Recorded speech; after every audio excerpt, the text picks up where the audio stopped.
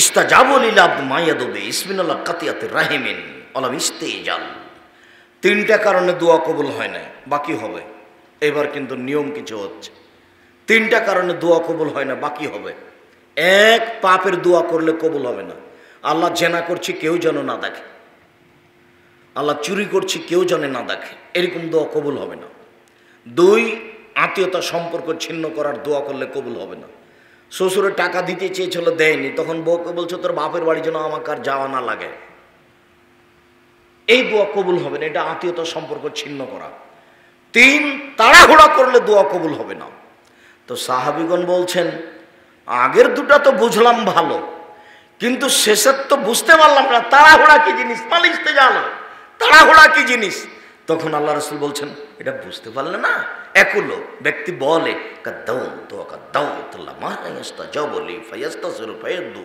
ও বলে দোয়া করেছি, দোয়া করলাম, কত দোয়া করলাম, কই দোয়া কবুল হয় না, তারপরে অলস হয়ে যায়, তারপরে দোয়া ছেড়ে দেয়, এ হলো তাড়াহুড়া। মনে থাকবে না মনে হয়? এই ছেলে তুমি কারো গায়ে হাত দিয়ে আছো নাকি? রেডি হও, রেডি হও, প্রস্তুত থাকো। অমনোযোগী আছো নাকি? বলো। দোয়া কবুল হবে না এক নাম্বার কিসের দোয়া করলে? পাপের। দুই নাম্বার আত্মীয়তা সম্পর্ক ছিন্ন করার দোয়া করলে কবুল হবে না।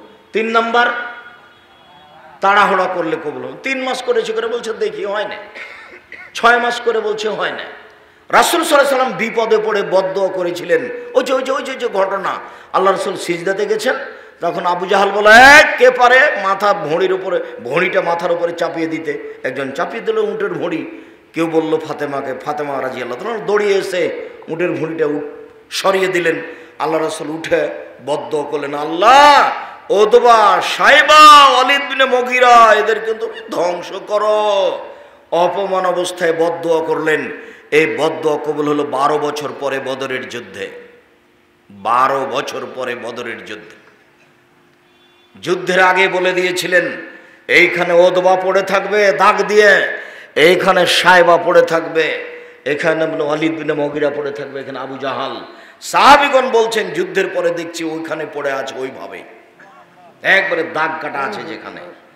ইউসুফ আলাইহিস সালাম হারিয়ে গেলেন, বাপ একুব দোয়া করতে লাগলেন, আল্লাহ তুমি আমার ছেলেকে ফিরিয়ে দাও। বলতে বলতে কান্নাকাটি করতে করতে চোখ কানা হয়ে গেল, আর দেখতে পায় না। 25 বছর পরে ছেলে ফেরত পেলেন। তাহলে ইয়াকুব আলাইহিস সালামের দোয়া কতদিন পরে কবুল হলো? 25 বছর। আর মুহাম্মদ সাল্লাল্লাহু আলাইহি সাল্লামের দোয়া কতদিন পরে কবুল হলো? আর আমি তাড়াহুড়া কয়দিন পরে করলাম? 3 মাস নয়, 3 দিন। এইটা খুব মনে থাকে যেন, আপনার জন্যই বলছি, আপনার জন্যই বলছি। আর আমাকে কোনো কাজ দেখাবেন না দয়া করে। আমি আমার আলোচনার শেষের দিকে চলে এসেছি। আর কেউ এখন মোটরসাইকেলে স্টার্ট দিবেন না, বেঢঙ্গা কাজ আমি ভালোবাসি না। আমরা তো এখনই কথা শেষ করব, ধৈর্য হয় না একটু? শুকরিয়া, জাযাকুমুল্লাহ খায়র। আমি একটু নিয়ম পদ্ধতি বলছি।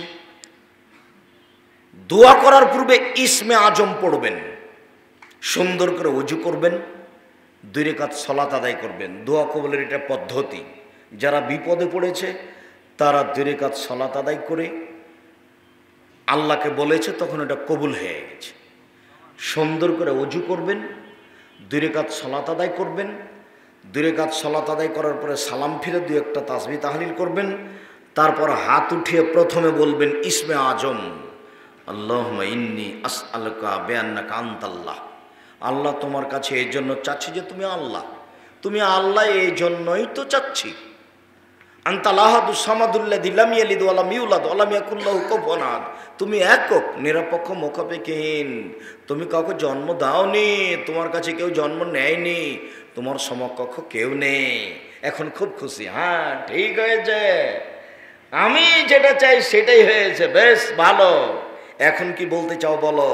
তাহলে দুরুদ পড়েন। হ্যাঁ এটা আরো ভালো হয়েছে। দুরুদ না পড়লে দোয়া আকাশে গিয়ে ঝুলন্ত থাকে, উপরে ওঠে না। তাহলে আমি প্রশংসা করলাম, দুরুদও পড়লাম।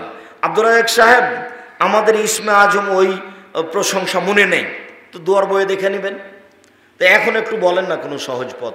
তাহলে সূরা ফাতিহার 3 আয়াত, আলহামদুলিল্লাহি রাব্বিল আলামিন 1, আর রহমানির রহিম 2, মালিক ইয়াউমিদ্দিন 3, বাস। এই 3 আয়াতের পরে দুরুদ। এরপরে এখন বলেন কি চান? নলডাঙ্গাতে বাড়ি করতে চাচ্ছেন, ঢাকায় বাড়ি করতে চাচ্ছেন সেটা, একটা ভ্যান কিনতে চাচ্ছেন সেটা, দা কুড়াল চাচ্ছেন সেটা, বিপদ থেকে বেঁচে যেতে চাচ্ছেন সেটা। কিছুই যদি না পারেন তো বলেন না, হাত তুলে আল্লাহ আমার বাপকে ক্ষমা করে দাও, আমার দাদাদিকে ক্ষমা করে দাও। এটা বলতে হবে কান্নাকাটি ভাব নিয়ে। আল্লাহ তাআলা আমাদের নবীকে বলেন, ফাইদা ফারাগতা ফানসব ওয়া ইলা রাব্বিকা ফারকাব। মুহাম্মদ সাল্লাল্লাহু আলাইহি সাল্লাম, আপনি যখন দুনিয়াবি কাজ থেকে অবসর হবেন তখন আপনি কঠোর শ্রমে আত্মনিয়োগ করুন, আর আপনি যেটা আমাকে বলবেন সেটা বিনয়ের সাথে কান্নাকাটি করে বলুন। ওটা একাই বলতে হবে, ঘরে যেন কেউ না থাকে। আপনি কান্নাকাটি করে হাত তুলে বলতে যাচ্ছেন, কেউ ঘরে ঢুকে গেছে, তখন আপনাকে একটু কেমন কেমন লাগবে, তখন আপনার পরিবেশটা ভেঙে যাবে। যার জন্য ভিতর থেকে দরজা লাগিয়ে দিবেন। আপনি এক ঘরে, আপনার স্ত্রী এক ঘরে, 2 জন চলবে পাল্লা ইবাদতে। এইভাবে আর দিন কাটায়েন না।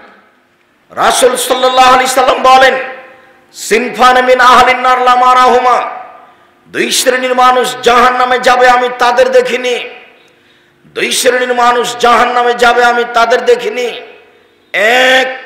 এক শ্রেণীর মানুষ, তাদের হাতে থাকবে লাঠি গাভীর লেজের মতো, এদের বয়বান নাস, তাদের মানুষকে মারবে। লাঠির একদিক হবে মোটা, একদিক হবে চিকন, এই লাঠি দিয়ে তারা মানুষকে মারবে, এরা জাহান্নামে যাবে আমি তাদের দেখিনি। 2 নিশাউন মহিলা, কাসিয়াতুন কাপড় পরে থাকে, আরিয়াতুন উলঙ্গ, মমিলাতুন পুরুষকে নিজের দিকে আকৃষ্ট করে, মায়লাতুন নিজেরা আকৃষ্ট হয়, লায়াত খোলাল জান্নাহ এরা জান্নাতে যাবে না, জান্নাতে তো যাবে না, যাবেই না। ওয়ালা ইয়াজিদনা রিহাহা জান্নাতের গন্ধ পাবে না। ফাইনা রিহা লা তুজাদু মিন মাসিরাতি কাদা ওয়া কাদা, যে জান্নাতের গন্ধ 1 বছরের দূরত্ব পথ থেকে পাওয়া যায়, এটা জান্নাত। এখানে একটা ঘোড়া দৌড়াতে লাগলো, এখান থেকে 1 বছর দৌড়িয়ে যত পথ যাবে, ওর মাথায় যদি আপনি দাঁড়ান তাহলে জান্নাতের গন্ধ আপনি পাবেন, কিন্তু এই সব মেয়ে জান্নাতের গন্ধও পাবে না। আবার দেখেন নিসাউন মহিলা, আপনার বইয়ের সাথে আপনার মেয়ের সাথে মিল খায় কিনা। উপস্থিত বৈঠকের মুসলিম বোন, গল্প করছেন কেন? এই মেয়ে গল্প করছো কেন? তোমার জন্য তো বলছি আমি কথা। উপস্থিত বৈঠকের মুসলিম বোন, আপনাকে আমি তো গল্প করতে নিষেধ করলাম যে একজন মহিলা যদি আপনার গায়ের ওপর দিয়ে দিক থেকে ওদিকে চলে যেত, আপনি মুখ খুলবেন না। যা করছে করুক, আপনি মুখ খুলবেন না, তাহলে আপনি আমার কথা ধরতে পারবেন। নিসাউন মহিলা, কাসিয়াতুন কাপড় পরে থাকে, আরিয়াতুন উলঙ্গ। নেন, কাপড় পরে উলঙ্গ হয় এ কথা আমি বলিনি, এ কথা মুহাম্মদ সাল্লাল্লাহু আলাইহি সাল্লাম বলছে। এটা তো আমার মুখের ভাষা নয়, এটা মুহাম্মদ সাল্লাল্লাহু আলাইহি সাল্লামের মুখের ভাষা। ব্লাউজটা এই পর্যন্ত আছে, সবই ফাঁকা। ব্লাউজটা নাভি পর্যন্ত আছে, নিচে সবই ফাঁকা। শাড়ি হাঁটু পর্যন্ত আছে, সবই ফাঁকা। তারপরে স্কুল কলেজে যারা পড়ছে তাদের তো আল্লাহর হস্তে মাথায় কাপড় দেওয়া লাগে না, সেটা আপনার চোখের সামনে। আপনি নাকি বাপ, আপনার মতো বাপ বেঁচে থাকার চেয়ে মরে যাওয়া ভালো। কতদিন আপনাকে আমি বললাম, আর কতদিন আপনাকে আমি শোনালাম আয়েশা রাদিয়াল্লাহু তাআলা আনহার ঘটনা। আয়েশা রাদিয়াল্লাহু তাআলা আনহা বলছেন যে আমার হার হারিয়ে গেল, হঠাৎ করে হার খুঁজে পায় না, হার খুঁজে পায় না। তো জনগণ আমার আব্বার কাছে আসলো, এসে বলল যে আয়েশা, জনগণকে আটকে দিয়েছে, এখানে পানি নাই, ওযু করতে পারি না, যেতে পারি না, হার খুঁজে পায় না। তখন আবু বকর সিদ্দিক, আয়েশা বলছেন, আবু বকর সিদ্দিক রাদিয়াল্লাহু তাআলা আসলেন, আমার কোমরের উপরে এত জোরে কিল মারলেন যে আমার স্বামী আমার উরু রানের উপরে মাথা দিয়ে ঘুমিয়েছিলেন। যদি মাথা দিয়ে না ঘুমাতেন তাহলে আমি মায়ের কারণে দূরে সরে যেতাম, এত জোরে তিনি মারলেন। সবচেয়ে বড় মানুষে মারলেন, ইনি হলেন আবু বকর সিদ্দিক রাদিয়াল্লাহু তাআলা। নবী রাসূল বাদ দিয়ে পৃথিবীতে সবচেয়ে বড় দামি মানুষ যাকে মারলেন তিনি হচ্ছেন আয়েশা রাদিয়াল্লাহু তাআলা আনহা, পৃথিবীতে সবচেয়ে দামি মহিলা। যার সামনে মারলেন তিনি হচ্ছেন মুহাম্মদ সাল্লাল্লাহু আলাইহি সাল্লাম জামাই। শুধু সামনে নয়, জামাই ওই সময়ে বেটির উরু রানের উপরে মাথা দিয়ে ঘুমিয়েছিলেন, এই সময় মেরে দিয়েছে। আপনি আর আমি তো মনে করবো একটা লজ্জাবোধের ব্যাপার, কেমনে যায়, যাওয়াই আমার আর আপনার সাহস হবে না। বুঝাতে পারলাম না মনে হয়? যে বেটির উরু রানের উপরে জামাই মাথা দিয়ে শুয়ে আছে আর আমি সেখানে যাব শ্বশুর হয়ে, এটা আমাদের দেশে মানাই নেয়, আমরা যেভাবে চলি। তা আয়েশা রাদিয়াল্লাহু তাআলা মেরে দিলেন, দিন দুপুরে মারলেন, খোলা মাঠে মারলেন, 1400 প্রায় 1400 সাহাবীর সামনে মারলেন, পৃথিবীর সবচেয়ে বড় মানুষে মারলেন, পৃথিবীর সবচেয়ে বড় মহিলাকে মারলেন, পৃথিবীর সবচেয়ে বড় মানুষের সামনে মারলেন, পূর্ণ যুবতী বেটিকে মারলেন, বিবাহদারী বেটিকে মারলেন, জামাইয়ের সামনে মারলেন, এই অবস্থায় মারলেন। আর আমার মেয়েটা ওখানে বেঢঙ্গা হয়ে বসে আছে, আমি তাকে ধমকও দিতে পারি না, মাথায় কাপড় না দিয়ে দিন রাত চলছে, আমি তাকে ধমকও দিতে পারি না। আমি আবার বাপ, আমার মতো কাপুরুষ বাপ, মরে যাওয়া ভালো, আমার মেয়ে এতিম হয়ে থাক দুনিয়াতে। এতিমের লালন পালন করবে যারা, তারাই করুক, আমি আর বাপ হিসেবে বেঁচে থেকে কি হবে? জামিয়া সালাফে 305 জন এতিম আছে, না হয় এটা দিয়ে দেব, আপনার প্রয়োজন নাই বেঁচে থাকার। আর বাঁচলে এই যে বাপ দেখে যান, বাপ কাকে বলে, এই যে দেখালাম আপনাকে, হাদিস বুখারী মুসলিম, একাধিকবার এসেছে বুখারী মুসলিমে, একাধিকবার। নিসাউন মহিলা, কাসিয়াতুন কাপড় পরে থাকে, আরিয়াতুন উলঙ্গ, মমিলাতুন পুরুষকে নিজের দিকে আকৃষ্ট করে, ওরা যখন রাস্তায় হাঁটে সবাই দেখতে থাকে, মাইলাতুন তারা নিজেরাও আকৃষ্ট হয়। বাড়িতে ছিল ভালোই ছিল, এখন সম্মেলনে আসছে, জালসায় আসছে, রাস্তায় হাঁটছে, একবার এইদিকে যাচ্ছে, একবার ওইদিকে যাচ্ছে, একবার মাথার চুল নাড়ছে, একবার মুখের ভাঁজ করছে, কেন জানি কেমন কেমন করে, কেন জানি আনছান আনছান করে। তার মানে ওর স্বভাব পরিবর্তন হয়ে গেছে, ও লজ্জা করে না, ওর শরম নয়, ওর লজ্জা নয়, ওর ইতস্তবোধ নয়, ওর বোধোদয় নয়, ওর বোধগম্য নয়। ওর উচিত ছিল রাস্তার এক পাশ দিয়ে নিচু হয়ে হেঁটে আসা। আপনার ফুফুকে আপনি আনতে যাননি, ওই যে অনেকদিন আগে আপনার ফুফুর বাড়ি থেকে আসছিলেন, তখন যখন রাস্তায় সামনে লোক পড়তো, তখন আপনার ফুফু কেমন হয়ে দাঁড়াতো? রাস্তার এক পাশে দাঁড়াতো না? মনে পড়ে না মনে হয়? বড় চাদর গায়ে দিয়ে ফুফু রাস্তার একদিকে দাঁড়িয়ে গেলেন, রাস্তা দিয়ে লোকটা যখন চলে গেল, তখন আপনার ফুফু আবার আসতে লাগলেন। তাদের রুজি হয়নি, তারা দুনিয়াতেই ছিল না। কেন আপনার স্ত্রী এইভাবে চলে আসছে? কেন আপনার স্বভাব এমন হলো? দেখেন, এইভাবে জীবিকা নির্বাহ করিয়েন না, ভুল হচ্ছে। দেখেন ভুল হচ্ছে, দেখেন ভুল হচ্ছে। নীতি, স্বভাব, নিয়ম পরিবর্তন করেন, নইলে জাহান্নাম অপেক্ষা করছে। মন মতো চলে যে সেই জাহান্নামে যাবে, ইচ্ছা মতো চলে যে সেই জাহান্নামে যাবে। রাসূল সাল্লাল্লাহু আলাইহি ওয়াসাল্লাম বলছেন, হুজবাতিন নার বিশাহওয়াত, মনের ইচ্ছা দিয়ে জাহান্নাম ঘেরা আছে, প্রবৃত্তি দিয়ে জাহান্নাম ঘেরা আছে। নিয়ম, নীতি, কষ্ট, ক্লেশ, ত্যাগ, তিতিক্ষা, অনেক কিছু দিয়ে জান্নাত ঘেরা আছে। বুখারী মুসলিম। জান্নাত পাওয়া টাফ ব্যাপার, জাহান্নাম সহজে পাওয়া যায়। দাড়ি চাঁচে যে মন মতো চলে সে, টাকনুর নিচে প্যান্ট পরে যে মন মতো চলে সে, মন মতো চলে যে জাহান্নামে যাবে সে। দোকানে বসে আড্ডা পিটে যে ল্যাংটা মেয়ে দেখে, দোকানে টিভিতে ল্যাংটা মেয়ে নাচছে, মাথায় টুপি আছে, ঘন্টার ঘন্টা বসে আছে, ল্যাংটা মেয়েকে দেখে বেটা চক্ষু ঠান্ডা করে, কলিজা ঠান্ডা করে। ও জান্নাতে যেতে চায়, জান্নাতের মেয়ে ভোগ করবে। জান্নাতের মেয়ে অত সহজ? আল্লাহ তাআলা বলছেন, জান্নাতের মহিলারা হচ্ছে, ওদের চক্ষু হবে লম্বা লম্বা, টানা টানা, ডাগর ডাগর চক্ষু। ওদের মাথার চুল হবে লম্বা লম্বা, কুচকুচে, কোঁকড়া কোঁকড়া কালো চুল। ওদের বয়স হবে 15-16 বছরের মেয়েদের মতো। ওদের কোনোদিন পেশাব হবে না, ওদের কোনোদিন পায়খানা হবে না, ওদের কোনোদিন হায়েজ হবে না, ওদের কোনোদিন নাকে শিকান আসবে না, ওদের গায়ে কোনোদিন ময়লা হবে না, ওদের কাপড় কোনোদিন অপরিষ্কার হবে না। ওদেরকে দেখে মনে হবে ঝিনুকের মধ্যে লুকানো মুক্তা, ওদেরকে দেখে মনে হবে ঝিনুকের মধ্যে লুকানো মুক্তা। আল্লাহ তাআলা চ্যালেঞ্জ করে বলেন, পৃথিবীর মানুষ শুনে রেখো, লামিয়াতমুসহুন্না ইনসুন কাবলা ওয়ালা জান, এত সম্মান দিয়ে আমি তাদেরকে রেখেছি, জিন কোনোদিন তাদের স্পর্শ করেনি, মানুষ কোনোদিন তাদের স্পর্শ করেনি। ওদেরকে আমি ঢেকে রেখেছি তোমাদের জন্য। জান্নাতের এই মেয়ে ভোগ করতে চান?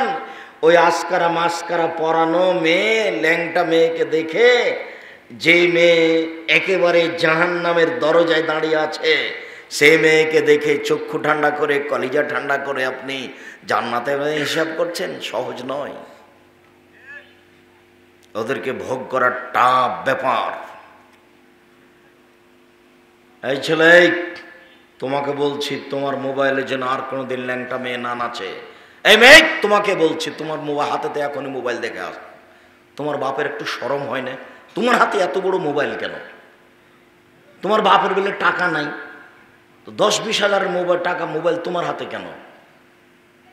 মানুষ তো, আমি কোটি কোটি টাকা মানুষের কাছে ভিক্ষা চাই রোজ, আমি একজন ভিক্ষুক, তা আমার কাছে একটা মোবাইল আছে, ওই যেগুলো বাটন টিপা লাগে সেটা, আর আমি শুধুমাত্র রিং হলে অন করতে পারি, আর কিছু পারি না। আপনার নামটা আমি সেভ করে রাখতে পারি না, আপনি যতই আশা করেন। আপনি অনেকদিন বলেছেন, আব্দুল রাজ্জাক সাহেব আমার নামটা একটু সেভ করেন, তো আমি তো সেভ করতে জানি না, আমি করবো কি করে? উপস্থিত বৈঠকের দিনই মুসলিম বোন, আপনাকেই বলছি, আপনার একটু লজ্জার দাবি করছি। নিজের উপকার করেন, জাতির ক্ষতি করিয়েন না। একটু লজ্জা করেন, একটু শরম করেন, একটু হায়া করেন, একটু লম্বা ব্লাউজ পরতে শিখেন, সালোয়ার কামিজ মেক্সি চাদর পরতে শিখেন। মানুষের ক্ষতি করিয়েন না, যুবকের ক্ষতি করিয়েন না। আর তুমি একটা মেয়ে মানুষ, তুমি এই মোবাইলে ল্যাংটা মেয়ে দেখো কি করে? তোমার কেন একটু লজ্জা হয় না, শরম হয় না কেন? তোমার মোবাইলে কেন দিন রাত ল্যাংটা মেয়ে নাচে? যে না তুমি দেখো কেন? তুমি মেয়ে মানুষ। সম্মানিত দিনী ভাই বোন, আপনাকে বিনীতভাবে অনুরোধ জানাচ্ছি, এখান থেকে ফিরে আসেন। উপস্থিত বৈঠকের মুসলিম বোন, আপনাকে আমি নিরাশা করিনি, আশ্বস্ত করে যাচ্ছি। আপনি মনে রাখেন, 4টে কাজ করতে পারলে আপনি জান্নাতের সব দরজাতে ঢুকতে পারবেন, কোনো সমস্যা নেই। আপনাকে আমি নিরাশা করিনি, আপনি 4টে কাজ করতে পারলে জান্নাতের সব দরজাতে ঢুকতে পারবেন, কোনো সমস্যা নেই। 1, সলাত খামসাহা, 5 ওয়াক্ত সলাত আদায় করবেন, নামাজ পড়বেন। 2, সমাজ সাহারাহা, রমজান মাসের রোজা থাকবেন, এই যে চলে আসছে। 3, আতাত বালাহা, স্বামীকে মেনে চলবেন, তিতা লাগুক আর মিঠা লাগুক। 4, আহসানাত ফারজাহা, জেনায় লিপ্ত হবেন না। জান্নাতের সব দরজা খোলা। আব্দুর রাজ্জাক সাহেব, দীর্ঘদিন থেকে আপনি আমাদের এলাকায় আসেননি, আপনার বক্তব্য আমরা শুনি, আপনাকে অনেক ভালোবাসি। আপনার 4টা কথার প্রথম 2টা আমরা করি, 5 ওয়াক্ত সালাত আদায় করি, রমজান মাসের রোজা থাকি, কিন্তু স্বামীকে মেনে চলতে পারি না, এই জন্য তার মুখ খারাপ ও আমাকে গালি দেয়। এরপরে আপনাকে আমি বলছি, আপনি আমার দিনী বোন, আপনি আপনার স্বামীকে মেনে নেন, ও গালি দেখ, ও মারুক, এরপর আপনি মেনে চলেন। এইভাবে আপনি থাকিয়েন না। 1 গ্লাস পানি চাইলো, 1 গ্লাস পানি নিয়ে আপনি সামনে থেক্কস করে রেখে দূরে চলে গেলেন। এভাবে জান্নাত পাওয়া যাবে না, তাকে মেনেই চলতে হবে, এটাই ঠিক। তিতা লাগলেও মিঠা লাগলেও। এই যে দিন দিন পার হচ্ছে, মেয়েকে দিয়ে খাওয়ার দিয়ে পাঠাচ্ছেন, বৌমাকে দিয়ে খাওয়ার দিয়ে পাঠাচ্ছেন, নিজে যান না, মাস পার হয়ে যাচ্ছে, কথা বলেন না। এইভাবে জীবিকা নির্বাহ করা হবে না, এতে জাহান্নাম অনিবার্য। আমার অনুরোধ রক্ষা করেন, মারুক গালি দেখ, আপনি মেনে চলেন, জান্নাত হবে। শেষ পর্যন্ত যদি টিকতেই না পারেন, তাহলে খোলা তালাক করে নেন, এই ঝুলন্ত অবস্থায় থাকিয়েন না। ঠিক আছে ভাই, তুমি তোমার মতো থাকো, আমি গেলাম, শরীয়তে জায়েজ আছে। আপনি খোলা তালাক করে নিন, ঝুলন্ত অবস্থায় থাকিয়েন না। আব্দুর রাজ্জাক সাহেব থামেন। 3 নম্বর মেনে নিলাম, তিতে লাগলেও মিঠে লাগলেও স্বামীকে মেনেই চলবো আজ থেকে ইনশাআল্লাহ। 4 জেনায় লিপ্ত না হওয়া। তা আমার তো জেনা ঘটে গেছে, এখন কি করা যায়? দুশ্চিন্তা ভোগ করবেন না, আল্লাহ ক্ষমা করার জন্য প্রতীক্ষমান রয়েছে। মহান আল্লাহ বলেন, পৃথিবীর মানুষ শুনে রেখো, পুরুষ নারী শুনে রেখো, কেউ যদি অশ্লীল কাজ বন্ধ করতে পারে, জেনার মতো কাজ বন্ধ করতে পারে, মেয়েদের সাথে নোংরা গল্প বন্ধ করতে পারে, অনাহান নাফসানিল হাওয়া, যে ব্যক্তি নিজেকে প্রবৃত্তি থেকে দূরে করে দিল, প্রবৃত্তি অনুযায়ী চলল না, তার জন্য আমি জান্নাতুল মাওয়া ঘোষণা দিয়ে দিলাম। অনাহান নাফসানিল হাওয়া ফাইনাল জান্নাত হিয়াল মাওয়া, ওর জন্য জান্নাতুল মাওয়া, এটা আল্লাহ ঘোষণা দিয়ে রেখেছে।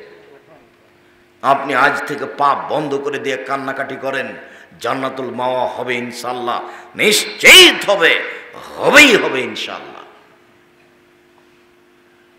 তবে আপনাকে ফিরে আসতে হবে।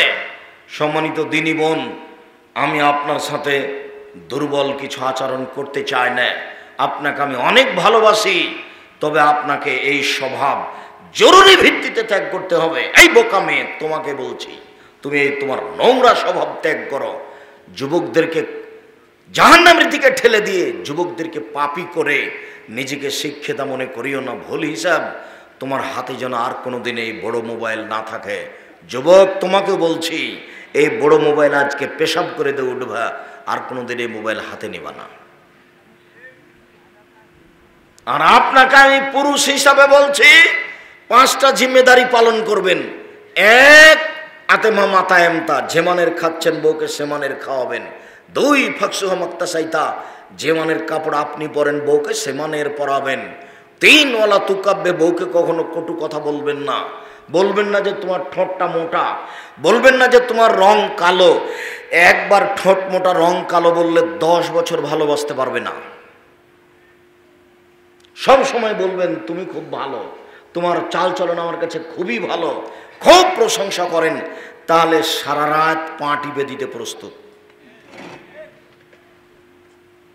আর যেটাতে শান্তি তৃপ্তি পাওয়া যাবে সেটাই বলবেন। আল্লাহ তো বলছেন যে তোমার স্ত্রীকে আমি সৃষ্টি করেছি তোমার শান্তি তৃপ্তির জন্য, এই কথা আল্লাহ বলছেন। তা আপনি তাকে মানলেন কেন? আপনি তাকে গালি দিলেন কেন? শ্বশুর বাড়ি থেকে যৌতুক চাইলেন কেন? আব্দুর রাজ্জাক সাহেব, আমরা নাটোরের লোক, আমরা যৌতুক নিই না। হ্যাঁ ঠিক আছে, নাটোরের লোক যৌতুক নেয়, এ কথাই ঠিক। যৌতুক নিব কেন? ভিক্ষা করে খেতে রাজি আছি, যৌতুক নিব না। ভিক্ষা করে টাকা দিয়ে চাউল কিনে ভাত খেয়ে বাদাত কবুল হবে, যৌতুকের টাকা দিয়ে চাউল কিনে ভাত খেয়ে বাদাত কবুল হবে না। যৌতুক টাকা হারাম, একেবারেই হারাম। আব্দুর রাজ্জাক সাহেব, ভিক্ষা করে খাবো কেন? মানুষের বাড়িতে কাজ করে খাবো, একবারে সাহসের সাথে গর্ব ভরে জীবিকা নির্বাহ করব। বছরের শেষে শ্বশুরকে একটা লুঙ্গি কিনে উপহার দেব। আমি দিনমজুরি করে খাই, শ্বশুরের কাছে যৌতুক নিনে। শ্বশুরের কাছে আর্থিকভাবে কোনো কিছুর ব্যাপারে হাত বাড়ানো যাবে না। নিয়েছ নাকি দেখো, তোমার বাপের মুখখান নিচু হয়ে আছে। বাপ বেটা বেলা ভিক্ষা করবা। অনেকদিন আগে বলেছি, ট্রেন স্টেশন কত দূরে? মাদনগর এখান থেকে খুব একটা দূরে নাই। সকালে বের হয়ে যাওয়া, সারাদিন ভিক্ষা চাবা, যদি এলাকার লোক না দেয়। 7 কিলোমিটার হবে। আর যদি ভিক্ষা চাইতে খারাপ লাগে তো মানুষের বোঝা ধরে তুমি গাড়িতে তুলিয়ে দিয়ে ট্রেনে মানুষ টাকা দিবে তোমাকে। আর এখন তো মানুষ দিনমজুরের জন্য অনেক ব্যস্ত, পায় না। সম্মানিত দিনী ভাই বোন, আপনাকে অনুরোধ জানাচ্ছি, শ্বশুরকে দিতে শিখবেন, নিতে নয়। টোটালে নয়, একেবারেই নয়, সম্পূর্ণরূপে হারাম। 4, মুখের উপরে মারবেন না স্ত্রীর। 5, নিজের বাড়ি ছাড়া কোথাও যেতে দিবেন না। বাপের বাড়ি যেতে পাবে না, খালার বাড়ি যেতে পাবে না, ফুফুর বাড়ি যেতে পাবে না, হাট বাজারের প্রশ্ন আসে না। বিবাহের বাড়িতে গেলে স্বামীর সংখ্যা বেশি হয়ে যাবে, কাজেই ভাবা যায় না।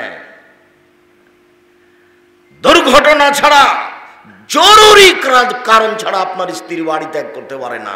কাপুরুষের পারে, ঘৃণিত পুরুষের পারে, যে নিজেকে কুকুর শ্রীগাল পশু প্রাণী মনে করে, তার বউ যেতে পারে। কেন যাবে? আমি কি মরে গেছি?